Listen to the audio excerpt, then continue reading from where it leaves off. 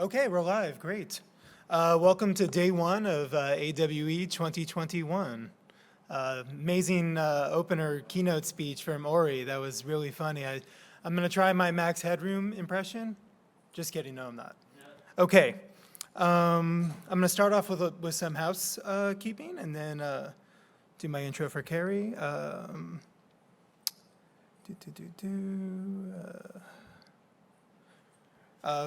Download the app from our AWE's mobile site. Lots of juicy info in that. Feel free to put together your own agenda, find exhibitors, and connect with other attendees. There's a leaderboard. Attendees with the most engagement on AWE Live will win prizes. You know, I'm thinking, why don't they put like an RFID chip in the badge, and you can look around and see how many points people have, and then if somebody doesn't have a lot of points, you can help them out and team up like that. Just an idea for next year. Some special events. The welcome reception is this evening for all AWE participants. Have your wristband and badge with you. This will be in the Santa Clara Ballroom at the Hyatt Regency Santa Clara, where we're at right now, on the second floor from 6 to 8 p.m. There's a coffee break sponsored by Niantic. I wonder if there'll be a Pokemon Go AR tie-in with that. That'll be in the Mission City lobby from 10:45 to 11:45 a.m. this morning. And the Augie Awards coming up. This year, the Augies have 15 breakthrough categories, as well as 3 Best in Show categories. Tomorrow, you can catch the Augies on the main stage in the Mission City Ballroom, starting at 7. Whoops. Don't miss tomorrow's other special events, like the happy hour at the Playground Exhibit Hall D from 6 to 7 p.m. And an after party at the Glass House. Woohoo! It's about 15 minutes away, and there'll be a shuttle from the front that'll get you there. We also have a concession stand that is open all day and located in the Mission City lobby. We encourage you to post through your social media channels and use the event hashtag AWE 2021. The AWE team is thrilled to have all those posts. Just a brief reminder, you are being recorded, so don't do anything crazy that you don't want recorded. Feel free to do something crazy. No, don't do anything crazy at all. Expo hours down the hall. It is open tomorrow from 11 a.m. to 6 p.m., so no expo today, but get psyched for that for tomorrow, and Thursday from 10 to 3 p.m., so be sure to check that out. We have Wi-Fi. The attendee Wi-Fi is AWE_Wi-Fi, and the password is welcome in lowercase with an exclamation mark at the end. Some sponsors that we should thank. We have our gold level sponsors, Arbor XR, Care AR, which is a Xerox company, HP, Meta Materials, Plug XR, and a big thank you to our titanium sponsors, Niantic, Qualcomm, and Unity Technologies. So just a reminder, there's going to be 20-minute sessions from our speakers with a 5-minute Q&A afterwards. So get those questions ready. The panels will have 45 minutes for their discussions and 10 minutes for a Q&A. We want all the attendees to be mindful of those timeframes. Like I should be right now, and we should probably get ready to bring Carrie up. So let me tell you a little bit about her. Carrie Gotch, she's Adobe Aero Community Manager at Adobe. In her role as a community manager for Adobe Aero, she is working to empower creators by commissioning projects and providing learning opportunities that will pave the way for the future of immersive storytelling. All right, let's give it up for Carrie.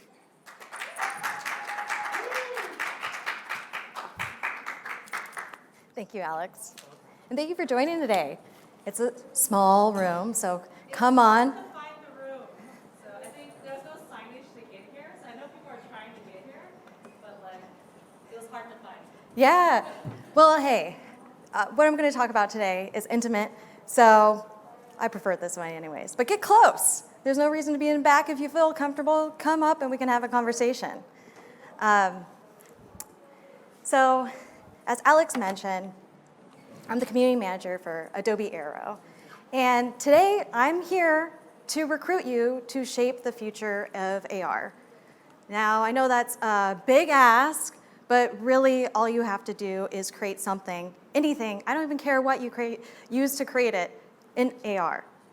And I've noticed after speaking with over 1,000 creators in the last year alone that even the smallest creation will have a ripple effect within the community. And so that's why I'm encouraging and hope to inspire you with some of the creations that I've worked on with our creators over the last year. And these are for a few of our creators, Alice, Dominica, and Don Allen.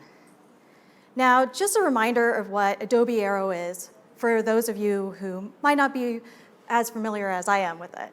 It's a full augmented reality authoring system that allows you to author on your mobile device or your laptop, desktop, and easily sync between the two through the Creative Cloud. And as you can see, Mark Constantine at Dussel is doing so right there. Ah, I love this creation. So over the last year, I've really felt like an anthropologist in some ways, witnessing the birth of a platform. And I would say one of the first observations I want to share with you today is that creators want to make very meaningful immersive experiences. So not just immersive in that they're interactive, they have amazing sound, and they really take a viewer away in this enveloping experience, but they want content that is also deeply powerful and moving, that creates a perspective shift of some sort.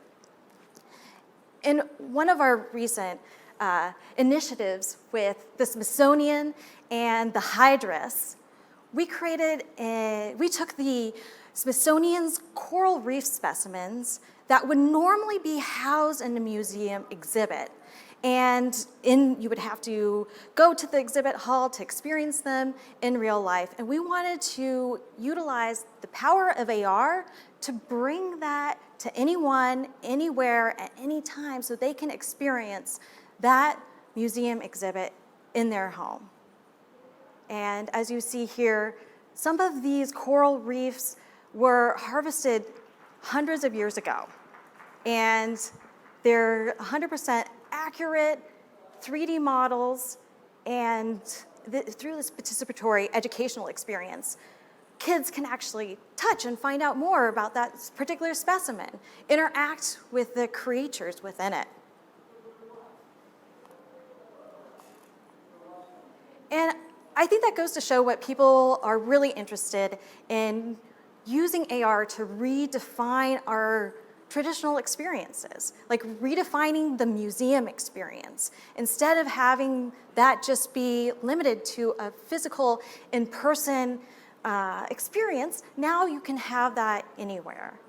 And similarly, Velvet Spectrum, I was working with them recently, and they wanted to enable and facilitate the connection between us and our environment, which augmented reality has the power to do. So they are really in love with the local flora and fauna around them in the Pacific Northwest. So they wanted to create this interactive birding guide. And it's so fun because they wanted to replicate that feeling of discovery you get when you find something in the wild and you hear its call. So what they did was they created these proximity triggers, and they have these birds hidden within the trees. And as you get close to a tree, the song of that particular bird will start singing. And as you get even closer, then you will hear and see the identification of the bird. Now, this was so fun because they also incorporated into a more analog way of distributing it. So they took it to their local coffee shop and put it on the back of postcards. So now anyone can send that to mom, dad, their friends across the world and have that same immersive experience that captures the beauty of the Pacific Northwest. So that takes me to the next one. Creators really want to bridge that gap between the physical and digital worlds. And if you're just joining, what I'm talking about here is my observations over the last year working with our creators at Adobe Aero. So in this one, I want to show you how creator Marco-Matic uses his analog drawings and brings them into this pop-up style book for this multi-beat experience. He wanted to create a whole world that kids could interact with, almost like it was physically in front of them, and combine it with some, either a poster or a pop-up book. And this is a little bit of his process behind.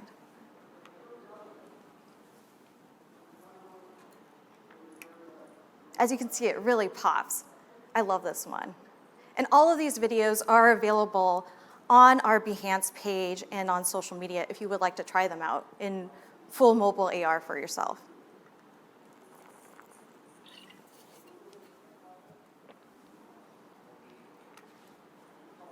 Each of these characters also interact when you tap it and touch it. And it's fascinating because he does all of his textures, if you can imagine, that's all illustrations. So good. This is definitely one of my favorites.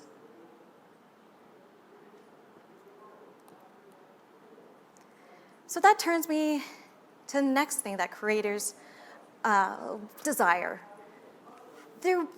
Because they're unencumbered by physical limitations, they're now able to create anything. So normally you would have art installations in the public, you would have materials considerations, you would have safety considerations, all sorts of considerations to get a public art installation up.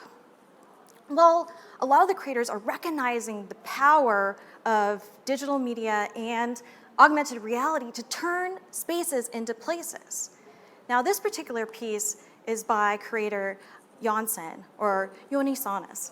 And when he reached out, he wanted to figure out an experience that anyone could put anywhere and have this feeling of a sanctuary.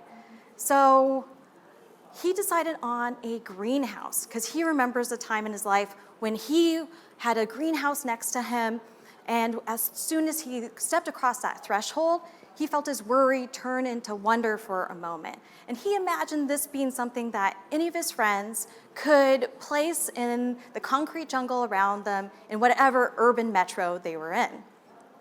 So he went into detail thinking about how to capture that experience in a way that was translated into his style, and it has a whole soundscape, and the little plants also react when you walk into it. And another good one to try out for yourself. And it was really fun to see this when he sent it around the world, so friends put it in New York and Indonesia, New Jersey, even Dubai, and were able to have a shared experience with it, which is wonderful. So now public art can span across the globe. And we've been seeing this last year. Here's some of my favorite events that happened where people were using Aero to activate spaces, to have civic discourse. One here is the Upstream Downstream Hudson River Art Festival, which combined augmented reality and physical art installations into a fun art walk. Then we had the monuments over in the San Francisco Concourse. Some artists wanted to create a dialogue about what the future of monuments for the San Francisco Concourse could look like. And so they created ephemeral, temporary AR exhibits to have a lively discussion about what that future should look like and build it and prototype it. So that's another desire that creators really imagine what the digital power to have these collective shared experiences. So if you're not constrained by traditional distribution channels, you're able to have a much wider connection with a broader audience. Now, this is the Neon Duo, who are over in UK, and they were invited at the top of last year to actually build one of their fantastical installation structures, because they're both architects, at a Taiwanese lantern festival. But like most events of last year, it was put on pause. So that got them thinking, okay, well, we typically do these fantastical sculptural pieces that people can walk into and have this tactile, interactive experience. How can we utilize the power of AR to bring that to a much wider audience? And so here you see them prototyping the installation that they were going to build at that Taiwanese Lantern Festival. Well, that was just the beginning of it. And they realized as they started riffing in AR that they wanted people to have an individual experience for this lantern release. And so what they created was a lantern release that anyone can send off into the air and capture, and now they're adding them to a map to track it as it moves around the world. So no longer is the festival in one spot, but now it's across borders and boundaries during this time. Similarly, artist Alice Yuan-Zhang wanted to use AR as a catalyst for community. And so what she did is she was having a seedling swap in Los Angeles and of seeds that are important to her personally and her cuisine and her culture. And she didn't want to just tell people about how meaningful those were to her. So she created a whole experience with narration, and people can now be transported, almost like through a portal, into her memories of them through the augmented experience that she put on those QR code for people to take home with them. And that takes me to the next point. Artists really want to have and share embodied experiences. Here you see Alice Yuan-Zhang, who you just saw the clip of previously, sculpting in VR. And many artists will even begin their development process in VR so they can feel what that actually in space it will be like at the end. So they start their development process really with thinking about people moving around it in the beginning. And not only does she want to start it personally through that development process so that it would like embody in space, but she wanted to encourage people to move around that space. Now it's interesting because in most other mediums, there's a very linear cadence to it, so you understand which step you're supposed to take next. But in AR, you have so many options and you have the information, the outside world to contend with. So she built a spatial audio track with sound designer Alexander Babbitt, and each plant has its own soundscape that beckons users towards it. And as you get closer, you can hit the narration and hear this bilingual narration with her and her mom as she describes the plants and their importance and the story that they have for her family. It's a very personal and ethnographical immersive experience that I highly recommend you check out. Similarly, Heather Denaway Smith gets inspired by nature, and you'll notice that a lot of these artists are inspired by nature. That's another trend. She'll go out to her favorite spaces and she'll sketch, she'll get a feeling of that space, she'll even sculpt in VR, and then as she creates her augmented reality scene, she thinks about the interactivity that she'll put into it so people are rewarded as they walk around and interact with the scene. She likes a lot to put in things that are relevant to users so they can understand something that you can only see like the relative size in person, or it makes a difference to really have it in augmented reality. And that takes me to my last one, which is less of an observation and more of an invitation. There are no rules. As you see, Heather Denaway Smith decided to build a blooming digital watch. And this was wildly popular. I saw a lot of copycat artists after this, and it's exciting to see how one little piece of creative content can inspire so many. And that's why I'm saying, really, no matter what your creative background, you have a unique and distinctive voice and something to contribute to AR. And now is the time to do it because there are no rules, there's no conventions, there might be principles, but there's no limitations or norms like there are in traditional media like film at the moment because it's still a nascent and emerging platform. As you can see here, there's a diverse array of experiences that creators are making. And here are some of the experiences I shared with you today. If you want to take a picture, feel free to do that, and you can always scan the QR codes later and launch them yourself. This is also available on our Aero Behance page and in our social media. And you can hear from the creators themselves who have very rich and deep stories to share with you. So please follow us on Adobe Aero. I want to hear from you. I want to see what you're creating. And I invite you to come co-create the future with us. So get in touch. I want to talk to you, and let's just riff about what the future may hold.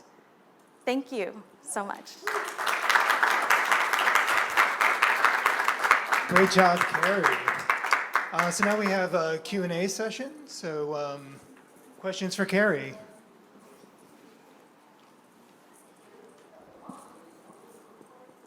Hi, is this on? My name's Eric Williams, and I'm a professor from Ohio University. And I'm working on a video series about the future of entertainment. So for any of you creators, I would love to talk with you over the next 3 days. I'm trying to highlight creators in this space. So please just come up and introduce yourself. I would love to talk with you. So my big question for you, I love this stuff. This is really fantastic. I'm seeing a lot of art, and I'm seeing a lot of nonfiction. Are you seeing people using Aero to do fictional storytelling? And if so, what are you seeing or what are you imagining? Yeah, so fictional storytelling. Well, I'm not sure if you saw the one from Marco-Matic, but that's an entire fictional world. And is that tied to his book? Is that? Oh, the Marvels of the Junk Age. He doesn't actually have a book, but it's something that he's kind of creating in chapters over time. And he has this whole world building. And I would say we're seeing that a lot with these fantastical worlds and narrative pieces that are fictional. And people are creating these like either miniature worlds that people can explore. And then the hard part is guiding someone through that experience, right? Because how do you have a multi-beat story? And the way to do it is to use cues. You know, a lot of them are using subtle cues. So, hey, here's some sound. Come towards me. As you saw with Alice Yuan Zhang's piece, she has a spatial sound that beckons a user to come and interact. And then you can also string them together by connecting them. So I've seen some artists making chapters. Like, for example, if Marco-Matic wanted to do the next chapter of this book, he would have a link at the end, which would link to another experience and do chapters that way. So then you can get your more 3-act structure that way, too. Awesome. Thank you very much.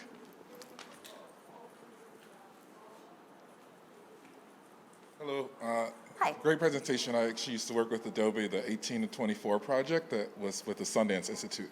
Oh, and so wonderful. now I'm with MIT Reality Hack.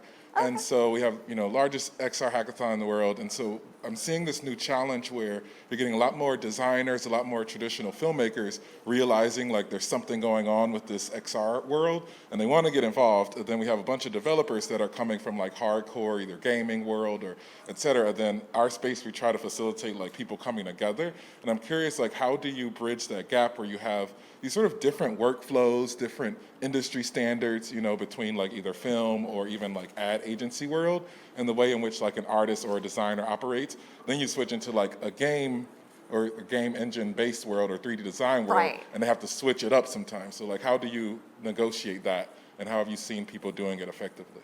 Yeah, no, that's a very interesting question because I've had experiences in both worlds. I've been in the game world and I have been in the film world, and they obviously operate very differently. I mean, I would say that the spirit of experimentation and exploration is really high with creators right now, and so there's a lot of hacking that is going on. But the beautiful thing is I think that the creative challenge is what brings people together. And I'm seeing a lot in the social impact space. So when there is a will, there's a way. So getting people together just to collaborate and then thinking about what their unique voice and talents are and bringing it to the table and trying things out for size, maybe prototyping a bit and allowing that to organically flow. A lot of people in the development cycles or film, they want to just cut to the chase, right?